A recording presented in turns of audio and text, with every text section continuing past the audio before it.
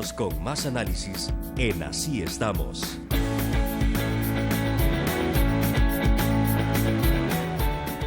El tema del CITRAMS y su constitucionalidad desde la perspectiva de cómo está armado el negocio, ¿debió ser una concesión o no una concesión? ¿Está bien cómo se ha hecho a través de vía reglamentaria? Pero más que eso es entender qué son las concesiones. Venimos de cuestionarnos, de hablar de concesiones como por ejemplo el caso Selenel. Entonces es importante porque se habla a futuro de posibles nuevas concesiones o negocios a privados con el Estado, el puerto de la Unión, el aeropuerto, carreteras que podrían también concesionarse. Entonces, tener claro para nosotros los ciudadanos en qué consiste todo eso desde la perspectiva legal y constitucional. El abogado Enrique Anaya está con nosotros y agradecemos la participación en este programa. Enrique, primero tu apreciación sobre cómo ves el tema del CITRAMS y el tema concesiones. Bueno, quizás, digamos, en primer lugar, reiterarles gracias por la invitación, porque creo que es importante hacer algunas reflexiones sobre este tema de concesiones, que yo creo que el tema del CITRAMS va a venir todavía a ser muchísimo más complejo, digamos, el tema de concesiones, porque hay que indicar algo. Lamentablemente, la palabra concesión se ha utilizado absolutamente para todo en este país. Y lamentablemente no hay un significado único y cierto de qué significa la palabra concesión. Te voy a poner algunos ejemplos, digamos. Y lamentablemente todavía más, la Sala de lo Constitucional en sus sentencias no ha ayudado a clarificar nada, sino que todavía ha confundido muchísimo más de qué significa en el régimen jurídico salvadoreño la palabra concesión, o si ese concepto va a tener distintos significados. Tú acabas de mencionar un caso. El caso Selenel, el llamado caso Selenel, ¿no? La concesión para la generación de energía eléctrica a través de recursos hidroeléctricos. Ahí la sala intentó hacer una construcción teórica de qué es concesión, cuándo debe de intervenir la asamblea, ¿no? Y en qué casos no debe de intervenir. Y esa es una sentencia, el caso de, bueno, en realidad no es el caso CEL Enel, sino que en realidad es el caso Lageo, porque el concesionario es Lageo, no era ni Enel ni CEL. Sin embargo, esas consideraciones que apenas se hicieron en junio del 2012, o sea, hace 3 años, aunque la sala no lo admita, han sido radicalmente modificadas en la reciente sentencia sobre el otorgamiento de concesiones para explotación del espectro radioeléctrico en radio y televisión. Entonces, lo que dice la sala en el 2012, ahora en el 2015, dice una cosa totalmente diferente. Entonces, francamente, yo te puedo decir, como abogado, que no sé, y me parece que es absolutamente incierto e imprevisible qué va a decir la sala respecto de las concesiones en la relación al caso de las calles y de las aceras, porque la sala, precisamente, digamos, si me llamó la atención, digamos, dije yo, qué bárbaro Rafael, dije yo, que como que me leyó la mente, dije, porque precisamente yo estoy escribiendo un artículo publicado en El Extranjero sobre la última sentencia, sobre las concesiones para radio y televisión, que lo he titulado El gatopardismo judicial. Tú sabes, en la novela Gato Pardo, el personaje principal, el príncipe de Melissa, hace una frase que se volvió famosa: cambiemos todo para no cambiar nada, ¿no? Entonces, esta sentencia del 29 de julio hace eso, ¿no? Da la apariencia que estamos cambiando todo, pues, pero para no cambiar nada. Y modifica radicalmente los conceptos de concesión que venía diciendo antes. Así que... A ver, pero no sé, porque hay concesiones...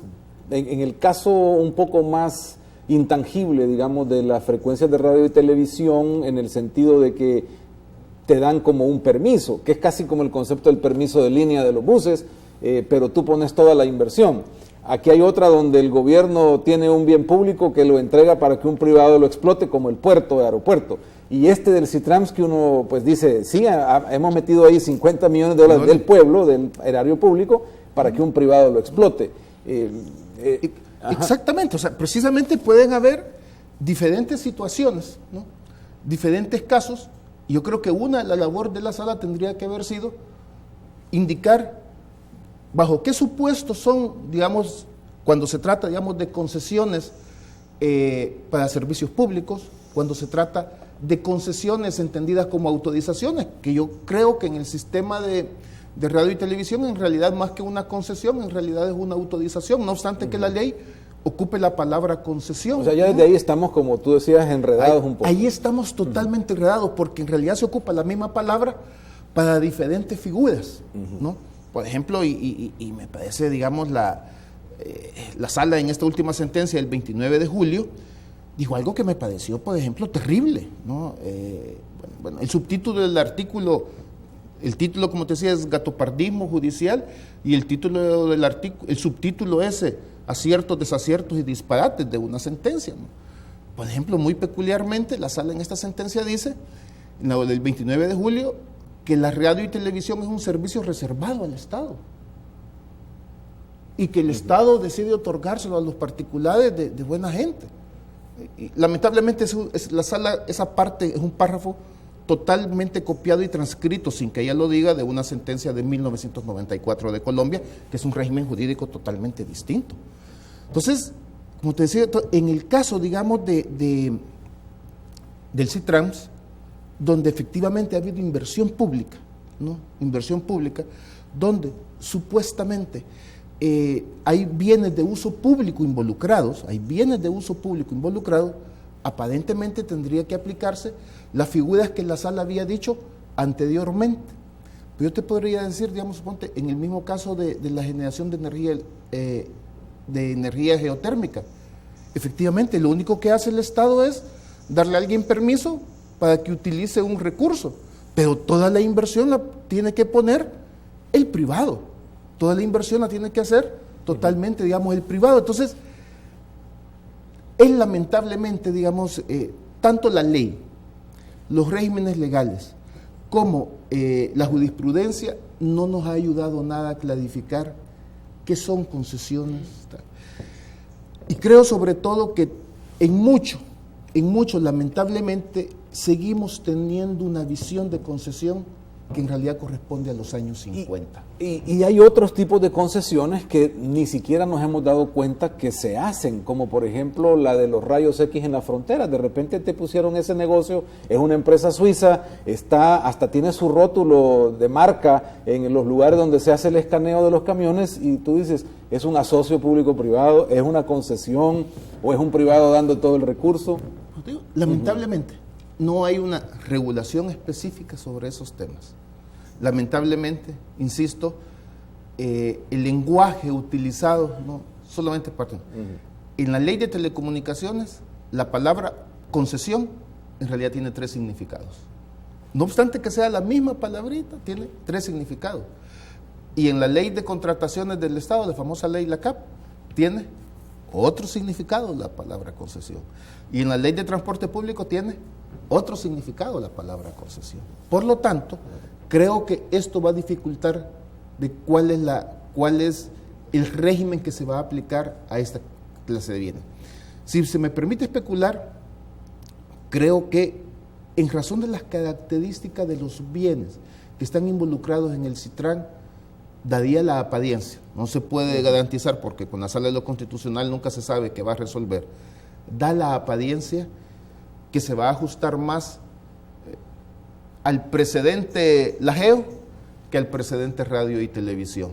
La Sala ha sido muy hábil, digamos, en manejar precedentes para A y B, no es decir, la Sala tiene, cuando quiero utilizo este precedente y cuando quiero, digamos, utilizo este precedente, ¿no? O sea, la Sala ha sido muy, muy hábil en eso y como decía un destacado jurista salvadoreño, la Sala ha sido sumamente políticamente hábil, político en buen sentido, no en política partidaria, en identificar por dónde van las aguas y por lo tanto, si veo que las aguas van por este lado, pues ocupo este precedente, y si veo que las aguas van por este otro lado, pues ocupo este precedente. Ahora, ¿no? pero será fundamental clarificar, y digo porque a futuro vamos a seguir haciendo como país uso de esa relación de negocios, porque al final son negocios los que están en juego. Claro.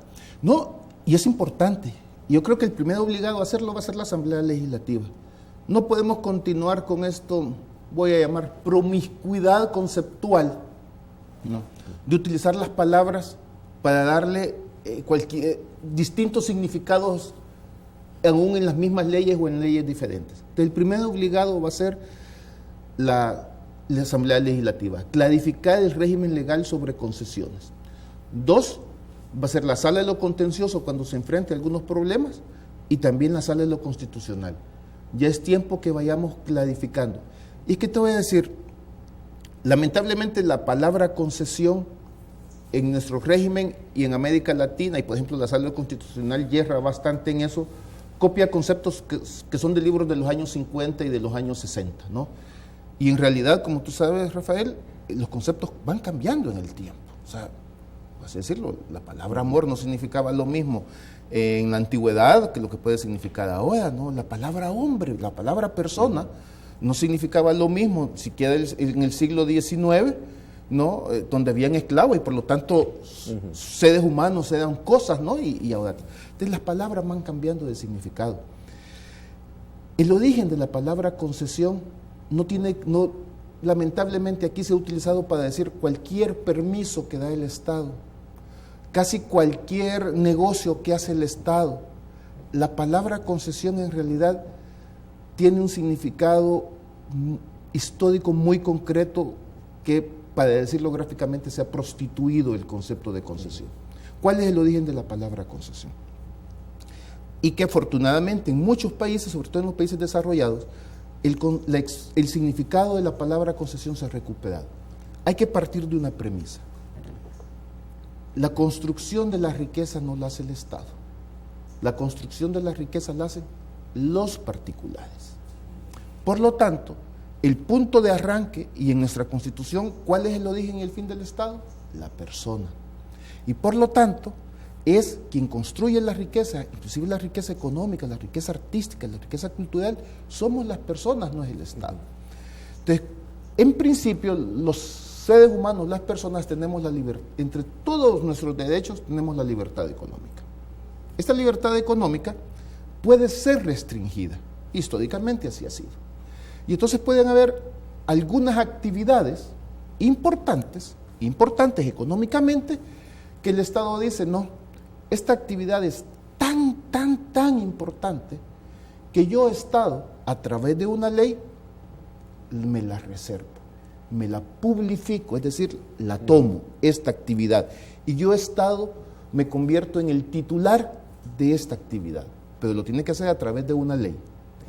Y luego entonces, para conciliar, y estoy hablando, digamos, desde los años, de los 1800, del siglo XIX, se dijo, ok, pero esta actividad que le corresponde, que el Estado se la ha reservado, vamos a permitir que la preste un particular.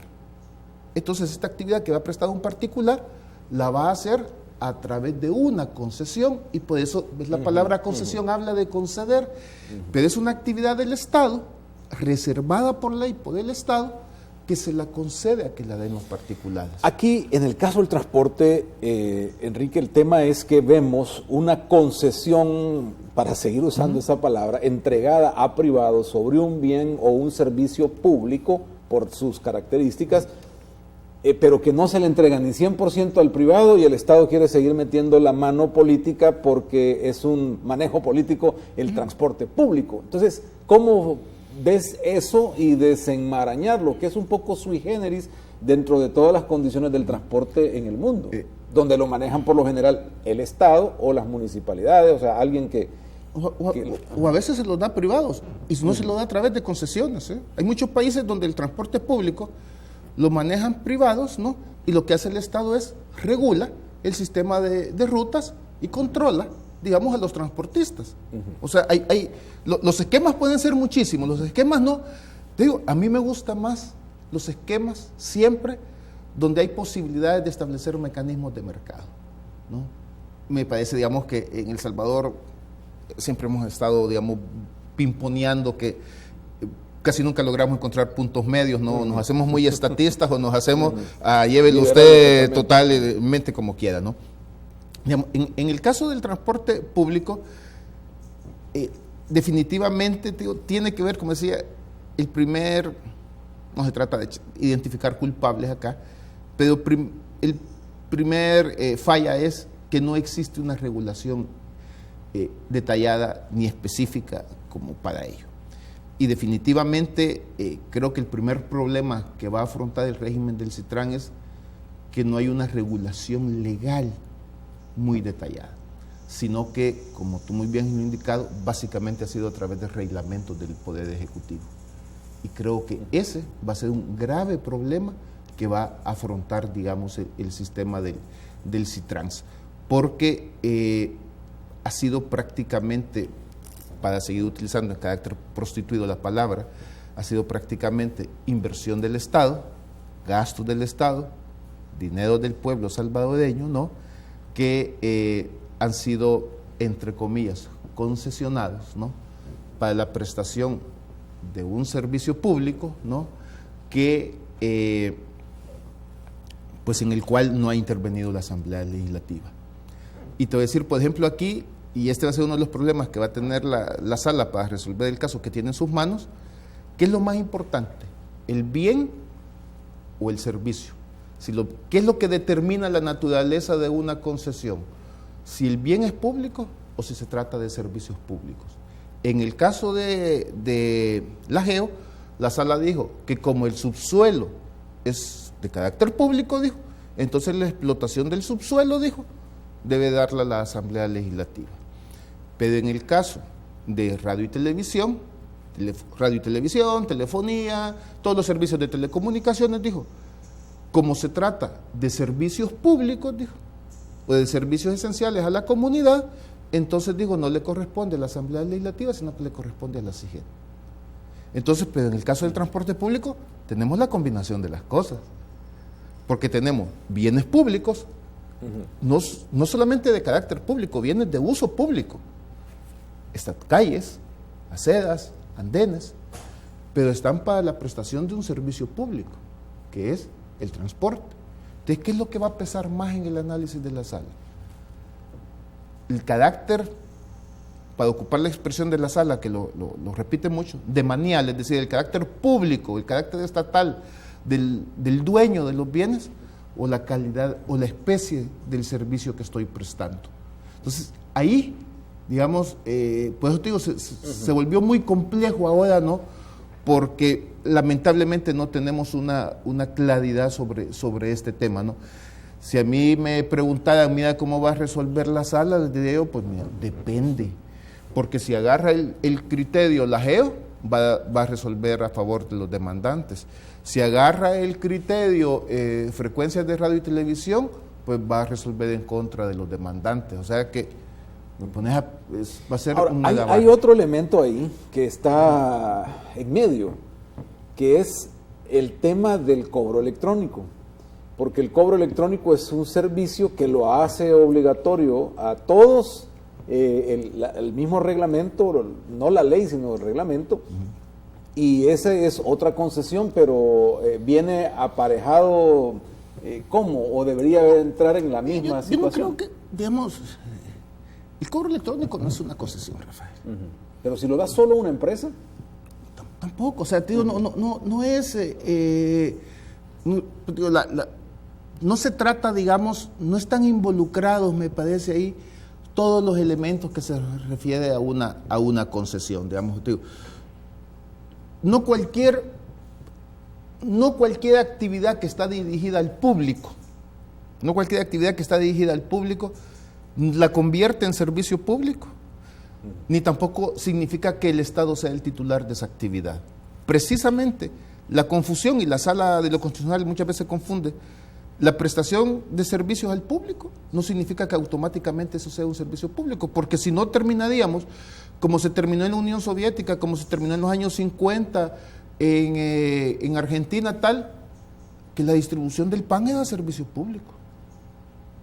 Y en la Unión Soviética, por una cuestión histórica, tal, el circo era un servicio público, porque el circo pues tiene que ver con toda la historia del arte en Rusia, ¿no?, y todo eso. O sea, entonces no toda actividad, no creo que definitivamente, digamos, la característica del cobro electrónico, definitivamente creo que no tiene nada que ver con... ¿Es un monopolio? Eso es otra cosa. Eso sí es otra cosa. Y si la Constitución prohíbe que se concedan monopolios a entidades privadas. Eso sí está constitucionalmente prohibido. Pero ese es otro tema. ¿No? Entonces, te digo, el hecho de que sea monopolio no necesariamente lo convierte. Porque, y te lo digo porque, dado que tengo una visión, digamos, libertaria de la persona humana, no creo que le corresponda al Estado, que sea connatural al Estado prestar el servicio de venta de billetes electrónicos para el transporte público, ¿no? Yo como soy una persona que tiene, digamos, no sé si por formación o por deformación, una visión libertaria de las personas, creo que el Estado debería limitarse a hacer bien las 3 cosas, por ejemplo, que en este país no hace bien: seguridad, salud y educación. Todo lo demás debían de ser los particulares, por supuesto, bajo una regulación y una vigilancia, y si quieres hasta una auditoría o un control por parte del Estado. Bueno, pregunto esto del cobro electrónico y antes de irnos a la pausa, porque ahora resulta que la empresa que va a dar ese servicio se asoció a la empresa del Citrams, entonces crearon una nueva empresa y la pone en posición también de dominio dentro de del negocio del transporte. Sí. Exacto, pero esos son problemas no de concesiones, son problemas de competencia. Okay. Son problemas de competencia, ¿no? Y ahí la regulación no son problemas en realidad constitucionales, son problemas de derecho de competencia los que están ahí involucrados. Vamos a hacer una pausa muy pequeña, Enrique, y quizás me gustaría cerrar los minutos que nos restan usándolos para hablar del deber ser, cómo entonces debería ser todo esto de las concesiones y para dónde debe poner los ojos el país, hablando de este tema y de los futuros negocios que el país se supone tiene que enfrentar con la llegada del Fomilenio, que también exige hagan a socios público-privados, que pues es otro tipo de concesión o de negocio, para usar la palabra prostituida. Enseguida volvemos.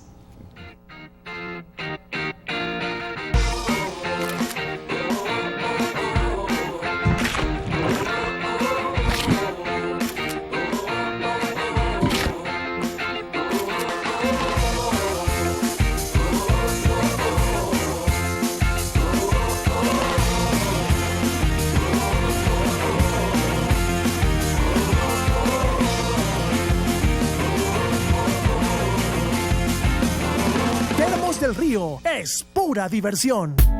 Estás viendo Así Estamos con Rafael Domínguez. Pura diversión en Termos del Río. Busque información en www.termosdelrio.com.sb. Descuentos, precompra de boletos para sus excursiones o diversión familiar. Es excelente. Enrique, ¿cómo entonces deberíamos ver este problema? ¿Cómo lo vamos a solucionar? Bueno, la sala tendrá que definir, pero hablando de todas estas complicaciones que has mencionado, y qué es lo que debería hacer. Creo que, decía, el primero obligado debería ser la Asamblea Legislativa. El problema ha sido mucho, Rafael, que se hacen parches. Es decir, tienes una ley de contrataciones y haces un régimen para tal. Luego tienes una ley, suponte, digamos, de telecomunicaciones y otros. Tienes una ley de electricidad y ocupas las mismas palabras pero con significados distintos. Haces una ley de asocio público-privado y ocupas las mismas palabras con significados diferentes. Yo creo que el primer obligado para clarificar este tema sería la Asamblea Legislativa para decir, bueno, miren, señores, intentemos clarificar estos temas, no tal. Es una cuestión de una combinación de derecho administrativo y derecho constitucional para poder, porque es totalmente grave para la certeza jurídica, para la previsibilidad jurídica, para las garantías de las inversiones, que tengamos esta combinación de ahora te aplico pero a vos te voy a aplicar a ti te voy a aplicar creo que sería mejor por seguridad y por certeza jurídica para garantía de las inversiones tener un régimen claro, y esa primera obligación le corresponde a la Asamblea Legislativa, y creo que eso sería lo importante, ¿no? Para no hacer parches y no crear, voy a decir, pequeñas islas de regulación en cada área, ¿no? Entonces creo que eso sería en primer lugar lo más importante, e intentar dar dentro del régimen jurídico salvadoreño seguridad, digamos, al uso de las palabras.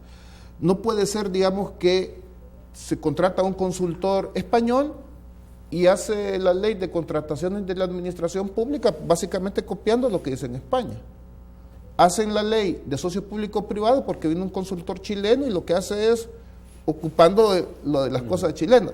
Viene a la sala de lo constitucional y copia pedazos enteros de una sentencia de 1994 de Colombia. O sea, eso es lo que no se puede seguir haciendo, ¿no? Como ya decía Einstein, ¿no? No puedes esperar que las cosas cambien si continúas haciendo lo mismo, ¿no? Entonces creo que lo primero debe de clarificarse. Y esa necesidad de clarificación es indispensable, no solamente por el Femilenio, no solamente por Citrán, es que es absolutamente en general para todas las actividades estatales, sobre todo para aquellas que sean de impacto social. Entonces es importante no hacer una ley de concesiones, me parecería una locura, ¿no? Sino clarificar todo el régimen legal para que no existan todas estas incertezas, ¿no? Porque lo que me parece totalmente inadecuado es que todos estos conflictos se terminen llevando a sede judicial. Ya vemos lo que tarda la sala de lo constitucional y a ningún empresario, a ningún inversor, a ningún emprendedor le gusta estar en tribunales. Vamos a ver, porque tú mencionaste el caso de la GEO. Ese caso le costó al país y en mi opinión, digamos, la muy deficiente y triste sentencia que emitió la sala en el 2012, esa sentencia y ese carácter le costó al país millones de millones de millones. No solamente en lo que gastamos, sino en lo que se dejó de invertir, que volvimos a pagar, digamos, prácticamente las acciones, prácticamente lo que se va a ocupar en el Fomilenio 2 es prácticamente lo que se pagó en las. Andamos pidiendo regalado 300 millones de dólares, pero fue prácticamente lo que pagamos por las acciones. La mitad de lo que se debe de pensiones de un año. Exacto. Entonces, digamos, estar en tribunales para poder definir el tema, me parece que es absolutamente terrible. O sea, ¿te imaginas qué inversionista va a llegar si va a decir, pues bueno, ¿cuál es la seguridad jurídica? No sabemos hasta que la sala decida dentro de unos 5 años si tu inversión está bien o está mal? Porque te imaginas lo que le pasó precisamente a Enel, ¿no? La sala en aquel caso dijo, la GEO tenía una concesión de tiempo indeterminado, sin restricciones, sin límites, tal, y por supuesto los accionistas de esa sociedad, pues sus acciones tenían un valor en razón de ese permiso. Y de repente vino la sala y dijo, pues no, fíjese,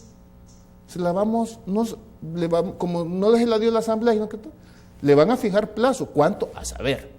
Podrían haber sido 10 años, o 50, o 100. Le van a fijar plazo, le van a poner condiciones. Y esos millones que usted ha invertido los va a revisar la Asamblea Legislativa para saber si continúa o no. Entonces, ¿te imaginas qué incertidumbre jurídica genera esa situación, ¿no?